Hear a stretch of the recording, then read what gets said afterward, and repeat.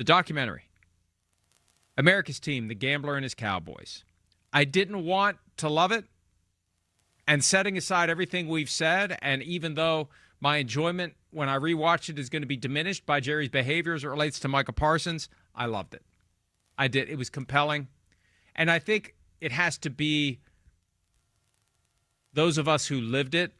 I think it's more enjoyable to go back and look at it because my son's been watching and he's like, yeah, I really don't like it. Oh, really? For reasons I'll tell you in the break. For reasons I'll tell you during the break. I don't want to go down that path here especially because it's his opinions. So I'm not authorized to share his opinions with the world. But I loved it. It was like a time capsule, and it was stuff I either had forgotten or I had never known. And the imagery is so good, the content is so compelling. Jerry is such a magnetic and repugnant figure all in one. You can't look away. Well said. So well said. Yeah. And Mike, it's insightful too. Because, all the things you said earlier, 20 minutes ago, 25 minutes ago, I can't remember what it was, but you said something about flipping a coin. Like the Cowboys, it really comes down to a coin flip. And we find out in the first episode, that's how he broke the tie on how much to pay for the Cowboys. It was a coin flip. He loses the coin flip to Bum Bright, and he pays an extra $300,000 for the Cowboys. It's also insightful because the name really sums it up. And this is Jerry Jones, for better or worse. He is a gambler. He's a gambler. He said that's how he won his money. He put all his family's fortunes on the line, hoping that he could strike oil. Literally, he could find that one patch of oil. He did. And he put all his family's fortunes in the Cowboys. And it worked out for him. So if you look at the documentary, this is why I love documentaries like this. When you look at them and it tells you something, it really it illuminates what you're looking at right now. It gives you context for how somebody became what they became. That's worth it all by itself. And as you said, the footage of Michael Irvin and Troy Aikman and Jimmy Johnson, just really compelling stuff.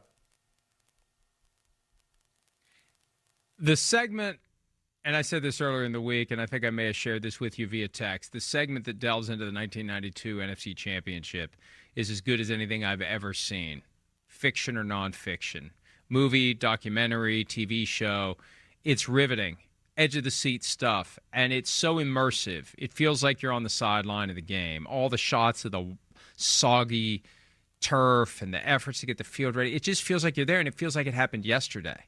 Usually when you watch footage from 33 years ago, there's a graininess to it. Every once in a while, I'll stumble over video from the Penguins back-to-back Stanley Cup runs, 92, 93. I went to a bunch of those games, and I see it's like, was I even alive then? Good Lord, how long ago was that? It just looks old. You look at this, it looks fresh. It looks new. It is incredible. And again, it's not an endorsement of the way that Jerry Jones does his business. And there's some stuff in there that really isn't resolved. Like, did Jimmy Johnson have final say or didn't he have final say? Shouldn't the filmmakers have found a way to break that tie? Right. Jimmy says he had final say. Jerry says he didn't. Well, does somebody have the contract? Can we go to the black and white terms of the document to resolve this pissing match between Jimmy Johnson and Jerry Jones? So, again, it's not perfect, but that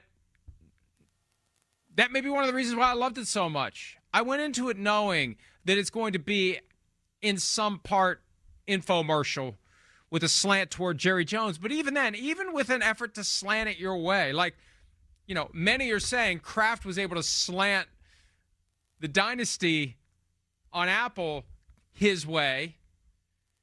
With Jerry, even when you try to slant it his way, you can't. There's even under the light most favorable to Jerry Jones, he's still caught somewhere between angel and devil.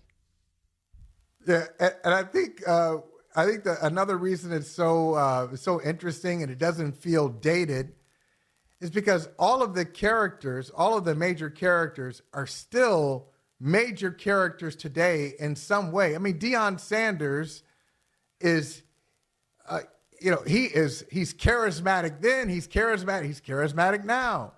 Jerry Jones making news, clearly. We spent our first segment talking about him today. And Michael Irvin still out there. Troy Aikman still very much a part of NFL broadcasts. So Emmitt Smith, you still see him popping up on podcasts and all these things. So all the guys who were featured in the 90s are still relevant today. So I think that brings some immediacy and some urgency to it as well.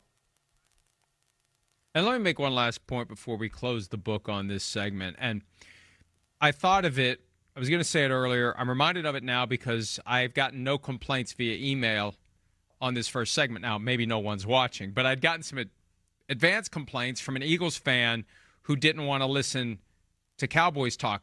Eagles fan, be glad. Be glad that you're not the team we're talking about for the first hour of the show.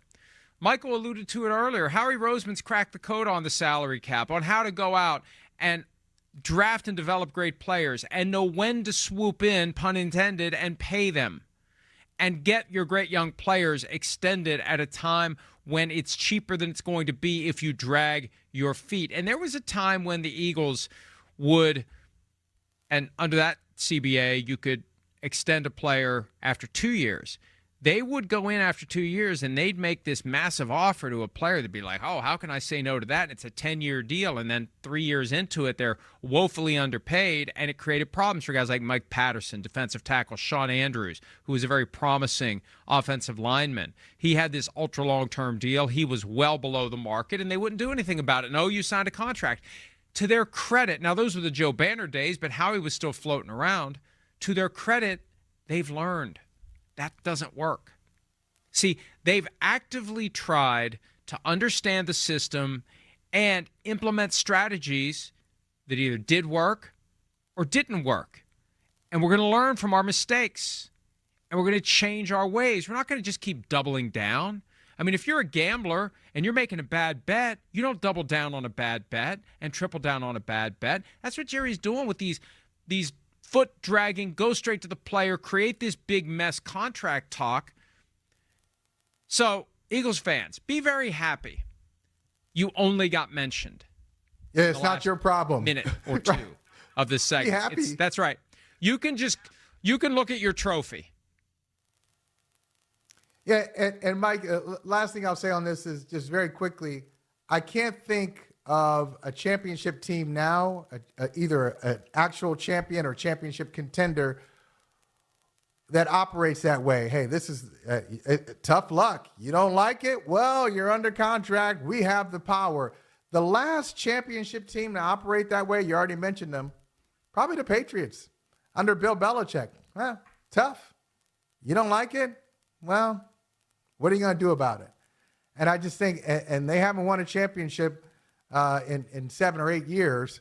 So I think the recent champions, they don't operate like that. I think that the league is always evolving, always changing. I think that's where we are now. If you're going to be a championship level team, you call it a partnership with the players, knowing that it's not a true partnership, but you have to operate that way and make the players feel that you're operating that way to get things done.